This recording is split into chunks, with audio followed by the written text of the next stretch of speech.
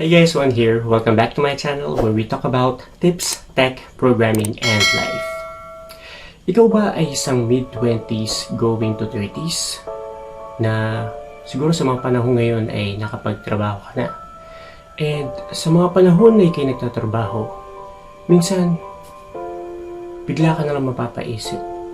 Parang walang nangyayari. Parang ginagawa mo naman yung lahat pero parang wala napupuntahan yung mga pinagpapaguran mo. Tapos makikita mo yung mga kabatch mo, may mga anak na, yung iba may kotse na, yung iba may bahay na. Tapos ikaw parang wala. Kung yun yung nafe-feel mo ngayon, malamang sa malamang, you are currently experiencing the what we call quarter life crisis. At sa vlog na to, pag-uusapan natin kung ano ba yung mga pwede mong gawin para ma-deal with mo ang tinatawag nating quarter life crisis. So stay tuned at tapusin mo ang video na ito.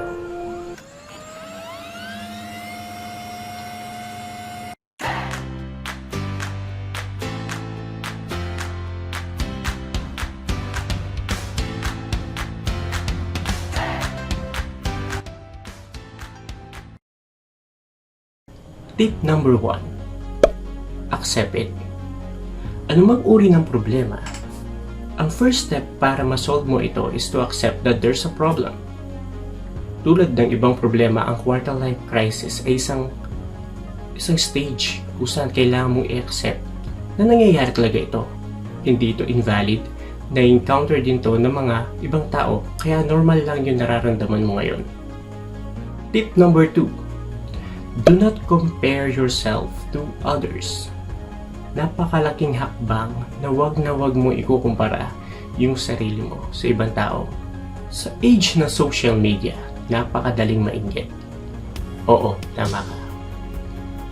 Browse mo lang yung newsfeed mo, for sure, meron kang ka-batchmate, meron kang kakilala, kamag-anak, na there's something new with them. At ikaw, wala. If we keep comparing ourselves to other people, dalawa lang yung magiging outcome. First, you will feel better than her or him. And second, you will feel inferior. Ibig sabihin, lamang sila sa'yo. At dun darating yung inggit.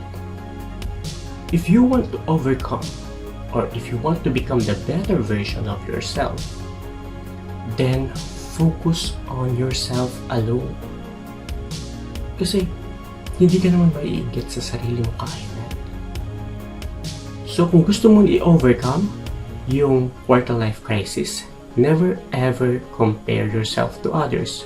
Instead, compete with yourself. Labanan mo. Kung dati ganito ka, dapat in the next 30 days, ibang tao ka na. It means ibang behavior na or ibang mindset na dapat yung meron ka. Dumako naman tayo ngayon sa tip number 3. Focus on your achievement, not on your failures. Marami sa atin, we keep on looking into the failures as if that it's the end of the world. Not knowing that we have some achievements in life na kahit yung ibang tao ay wala. If we have the power to appreciate what we currently have, then God will be more willing to give you what you deserve. So, in dealing with quarter life, focus on what you have attained, what are your achievements, and then it will contribute to the positive vibes that will help you to deal with this crisis. Tip number 4, open up to someone you trust. Sabi nga nila, no man is an island. Hindi din sa yung tao para mag-isa. For sure, meron kang kakilala or kaibigan na pinagkakatiwalaan mo. Share your thoughts to him because depression develops when you feel alone. And it might be helpful that someone you know you trust can actually suggest what you can do or can even just listen At least, di ba, meron kang outlet dun sa pinagdadaanan mo. Tip number 5. Take small steps, not drastic changes. Dahil nga nagdi-deal kasi sa crucial stage ng life, some of it might turn into a depression. Some of it might turn into something like isolation or ayaw mo na kausapin yung mga taong nasa paligid mo. You might be overwhelmed with the fact that this quarter life crisis is about looking into ano nga ba yung purpose mo sa buhay? Ano nga ba yung goal mo? You are looking for your identity. That's why you must not look into the bigger picture yet if it feels overwhelming to you. Instead, look into what you can do.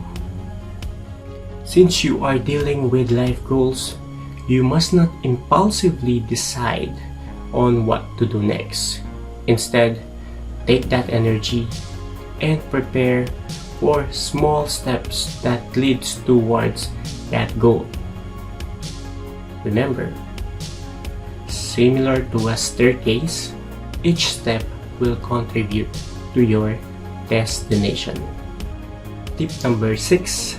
Never think that you're too old. Age is just a number, as they say. But in quarter life crisis, you feel like you are left behind, napag-iiwanan. Ibig sabihin, nakikita mo yung mga kasama mo na ba't sila nagagawa nila yung normal na dapat anong meron yung isang adult person. But again, your age must only define how many years you have existed on Earth. It must not be equated on how many achievements, on how many goals you achieve in life. It doesn't work that way. Because again, we are individually created as unique being. Tip number 7 is to explore new things. Remember that in quarter life crisis, you are dealing with anxiety on what should you do, or it's actually a question of are you really fit in the current profession that you are in now? So it's about thinking, wait, ito ba talaga yung gusto ko? Ito ba talaga yung field kung saan ako mag-e-excel? Those are the questions that you need to ask yourself. Tip number 8, be mindful. Since you want to do something about yourself, since you want to achieve something, it's the perfect time to be mindful of your priorities, mindful of your goals. You must set them in a smart way, meaning time-based, realistic. They should be specific and attainable. And last, tip number 9, don't quit your job if not necessary. Although in my case, that works perfectly because after reflecting, after checking if I can attain my goals in 5 years time, I have decided to quit my job because it is the best solution during that time. Again, those are the tips that we have in order for you to deal with your quarter life crisis. The first one is to accept it. The second one, do not compare yourself to others. The third, focus on your achievements, not your failures. Fourth tip, open up to someone you trust. Fifth, take small step, not drastic changes. Sixth, never think that you're too old. Seventh, explore new things. Eighth, be mindful. And last, don't quit your job if not necessary. Again, this is just a stage in your life. You need to survive it because there's what we call the midlife crisis. And you're on the first stage. Kumbaga, nasa stage 1 pa lang tayo. Well, I wish you luck on your journey. in dealing with the quarter life crisis. Hopefully you can be enlightened with our video for today. If you like videos like this, programming, tech, and some tips, please click the subscribe button to keep you updated with our latest posts with regards to this kind of videos. Again, thank you for listening. I'll be sharing the link below on where we actually got these tips, and hopefully you have a great day. Thank you and goodbye.